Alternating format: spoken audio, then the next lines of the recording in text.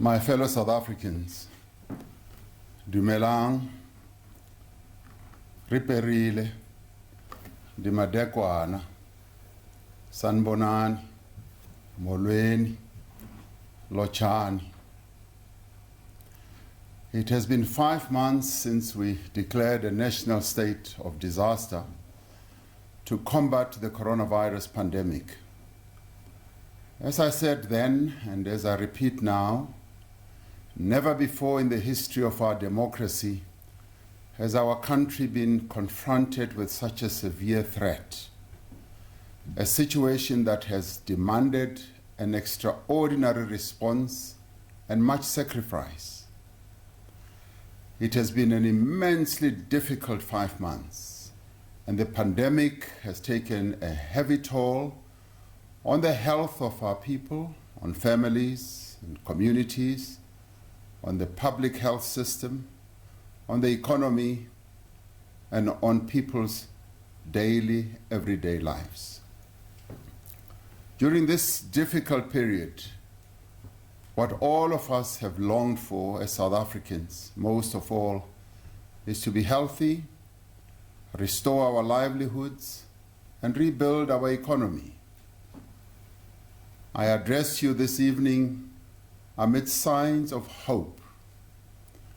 We are making progress in our fight against COVID-19 on a number of fronts.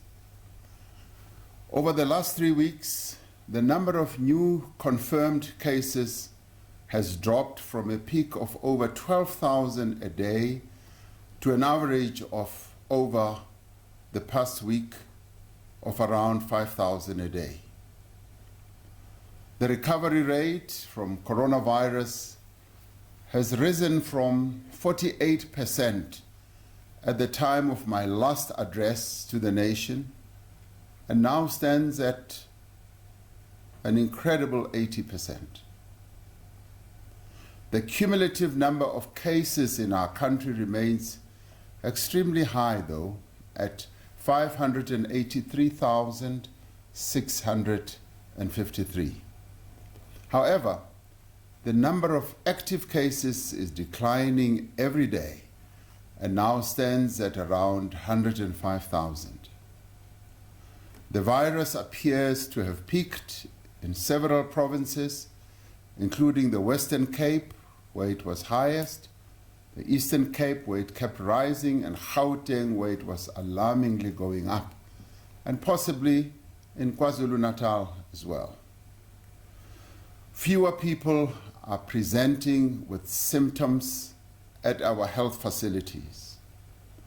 We are also finding that fewer people are requiring admission in our hospitals, and the demand for coronavirus tests has dropped. The number of patients hospitalized has decreased from 10,000 at the beginning of the month to around 4,000.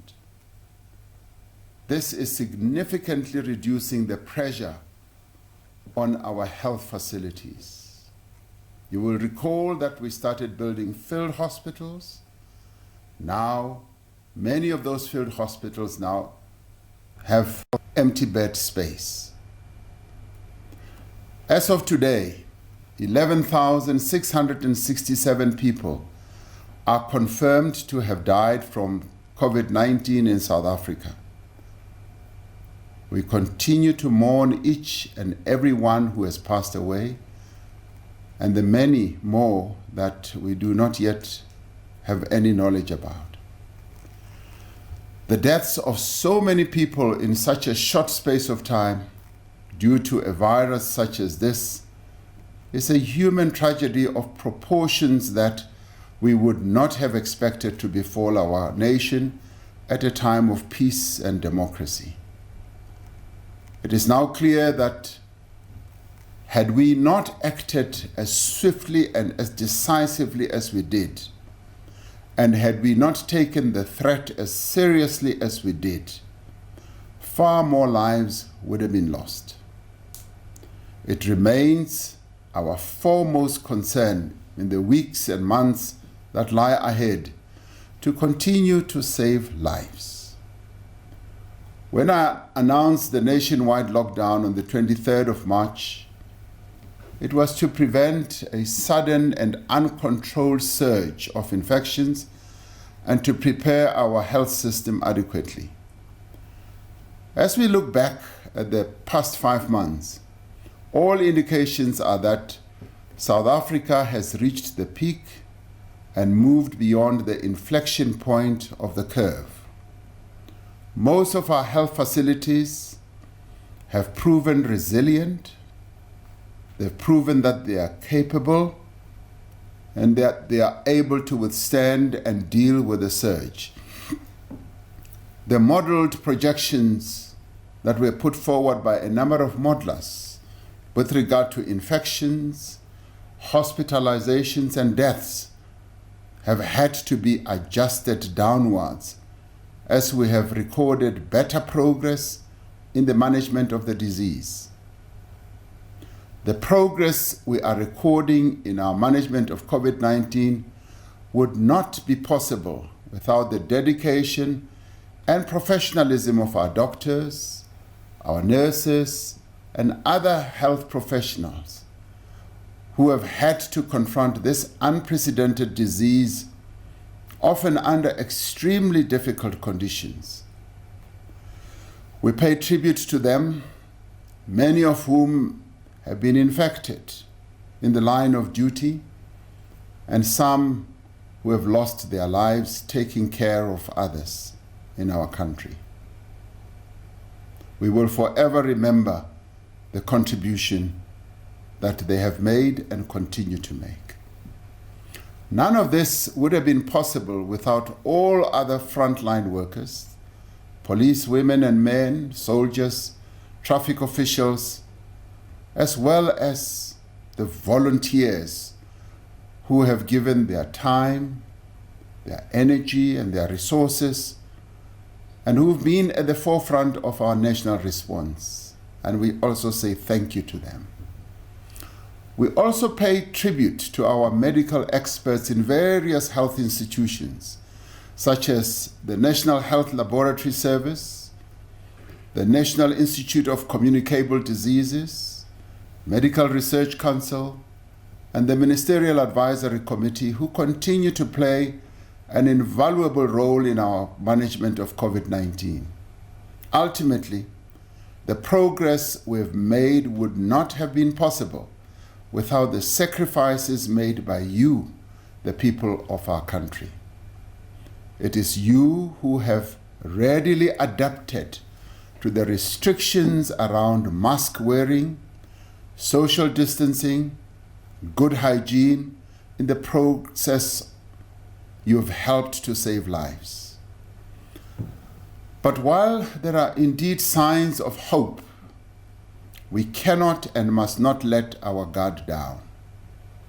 As we continue to ease restrictions, the risk of infection does not diminish.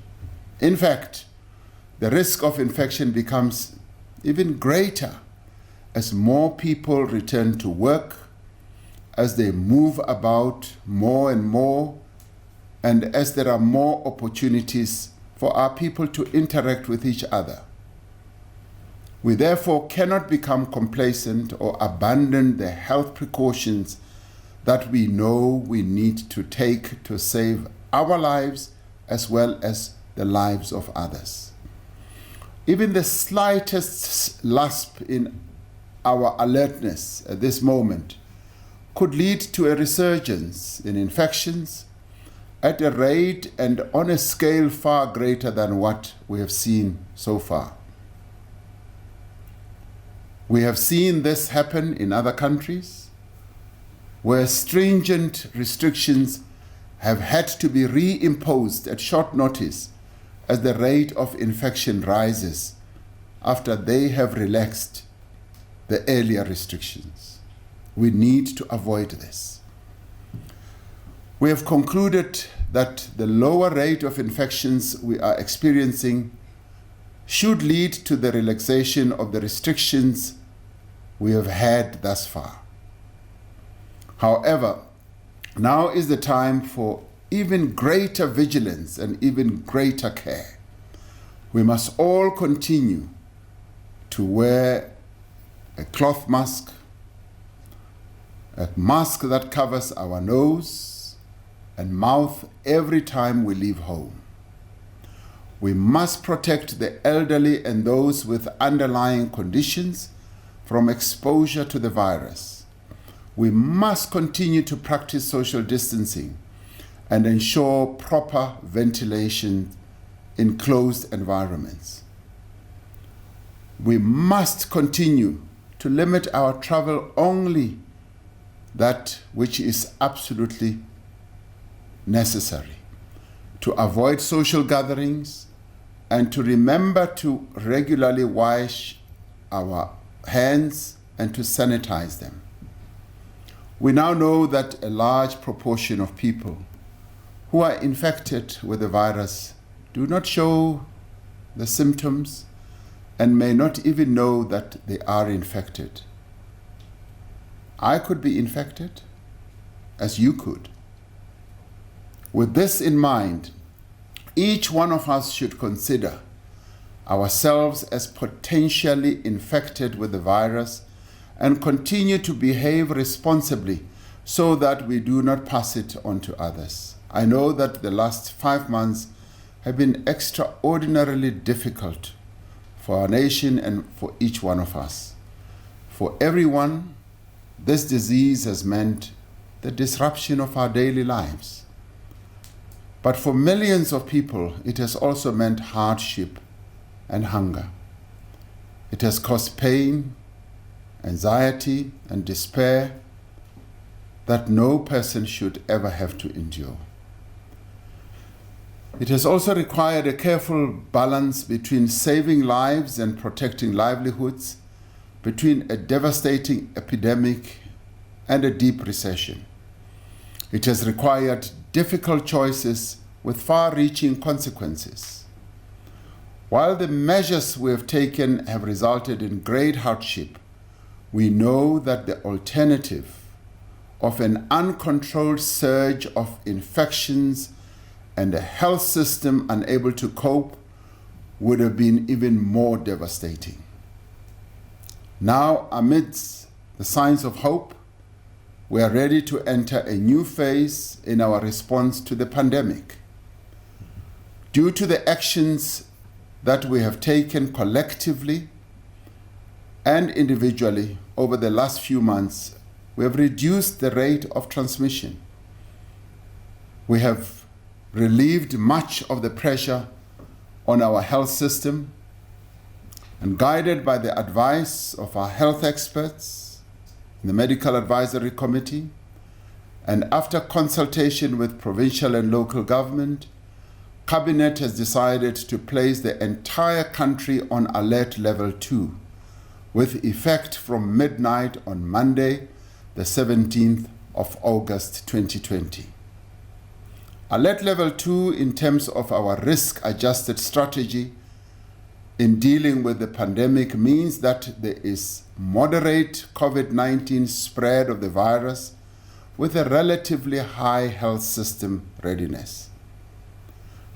The move to level 2 means that we can remove nearly all of the restrictions on the resumption of economic activity across most industries. Economic activity will be allowed with the necessary and appropriate stringent health protocols and safety precautions in place.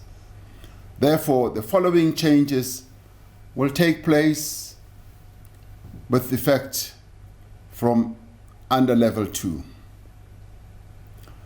All restrictions on interprovincial travel will be lifted.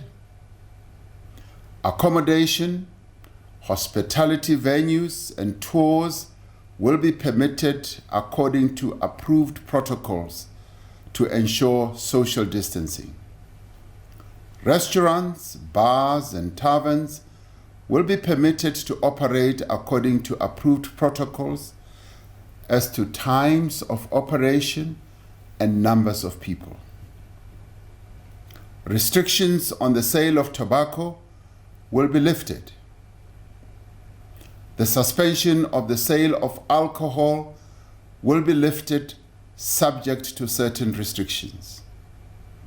Alcohol will be permitted for on-site consumption in licensed establishments only up to 10 p.m.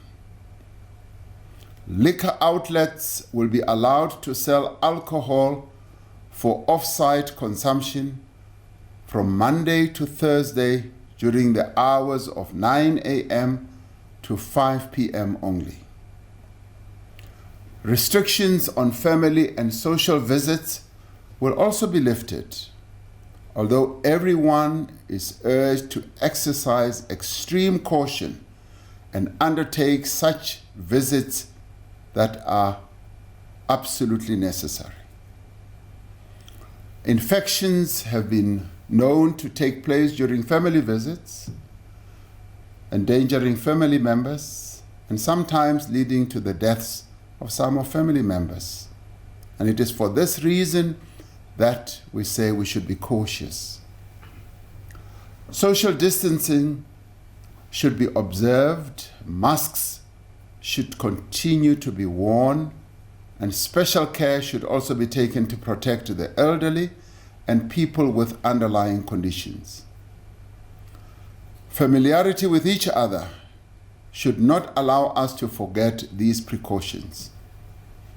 As we ease restrictions, it is necessary that some measures remain in place to limit transmission and protect our health capacity. Therefore, current restrictions on international travel will remain in place.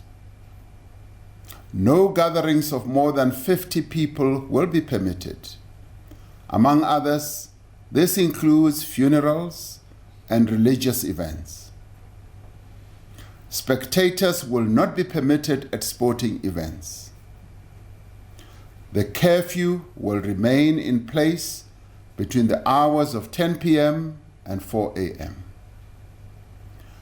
We continue to encourage people to stay at home if they can, and if possible, to continue to work from home, especially if they are over the age of 60 or have underlying conditions.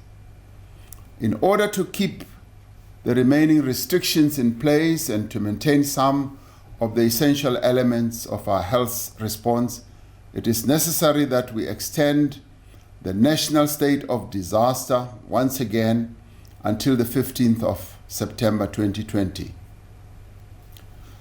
With this new phase of our response, we need to put in place the practices and forms of behavior that we must continue to adopt for some time to come.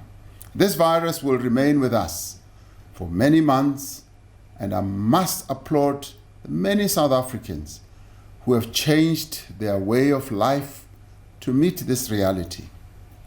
I must also make mention, in particular, of the contribution of traditional leaders and religious leaders of all faiths who have provided a great deal of guidance on how religious and cultural observances can be adjusted during the time of coronavirus. We welcome the role of community structures across the country that are promoting awareness around the disease and mobilizing people to take action to prevent the spread of the virus. These community structures include sporting organizations, political parties.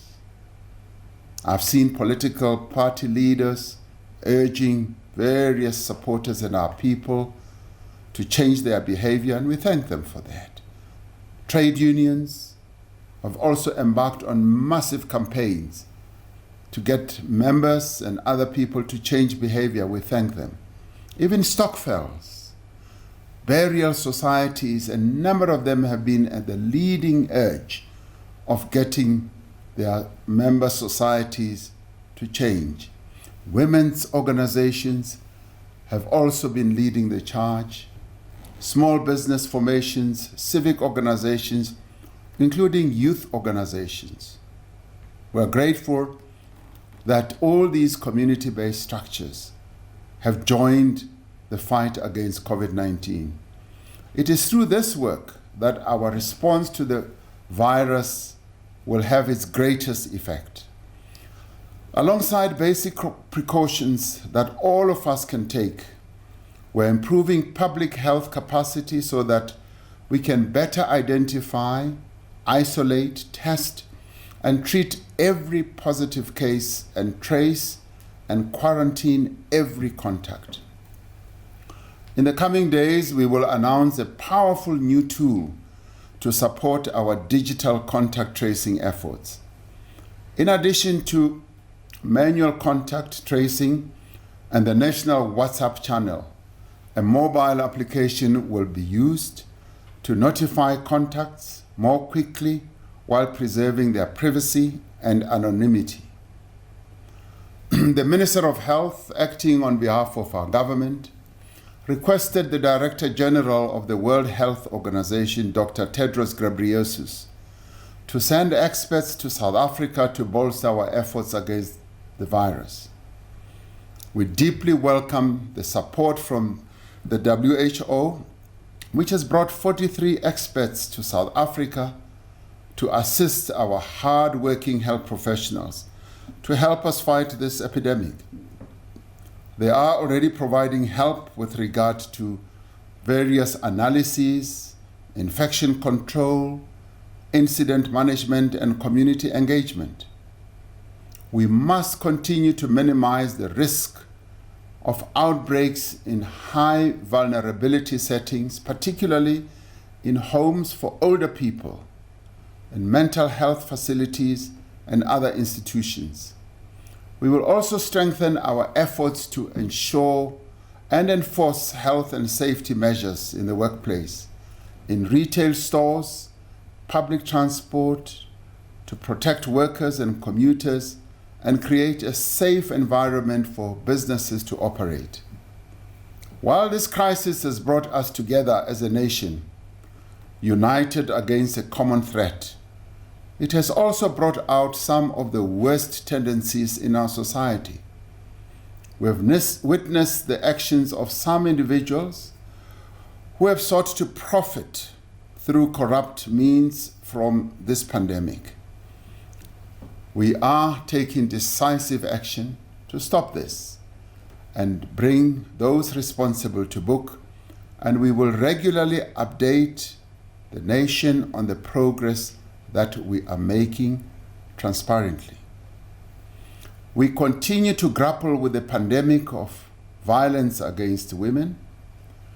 We are proceeding with the work to strengthen the response of the criminal justice system, to provide better support to survivors of gender-based violence and femicide, and most importantly, to intensify all prevention measures. Following the measures we've put in place as part of the 500 billion social economic relief package, we continue to engage with our social partners in business and labor on how to sustain and improve the support being provided to companies, to workers, and to households. The further easing of restrictions presents us with the greatest opportunity since the start of the pandemic to breathe life into our struggling economy.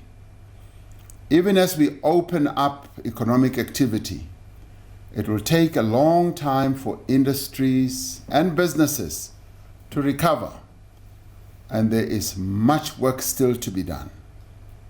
On Thursday, I convened all the social partners in NEDLEC, namely government, labor, business, and community-based organizations. We are now working together on an urgent economic recovery program that places the protection and creation of employment at its center, focusing on infrastructure and a number of other sectors of our economy. We'll be making announcements on the outcome of this work in the next few weeks. we will use this moment not only to return South Africa to where it was before, but to transform our country to a more equal, more just, and more dynamic economy. Difficult days still lie ahead. However, we have proven our resilience as a nation over the past 5 months. The task before us now is to apply the same energies with which we have battled this pandemic to the economic recovery effort. We are weathering a long and difficult storm. We are enduring great hardship and suffering that is unbearable. But we continue to stand firm against this onslaught. We have taken action to protect ourselves, our communities, and our country, much as we have lost some amongst us through the virus. A ray of light is visible now on the horizon. Let us continue to exercise the greatest caution and care and remain ever vigilant. Let us continue to stand united in our determination to defeat this virus. Let us press forward, fellow South Africans, as one nation, resolute, hopeful, brave, and courageous. This is the time when we want to say, Morena, ubuluke sichaba sa heso. O si katekisa Afrika zonga. May God bless South Africa and protect her people. I thank you.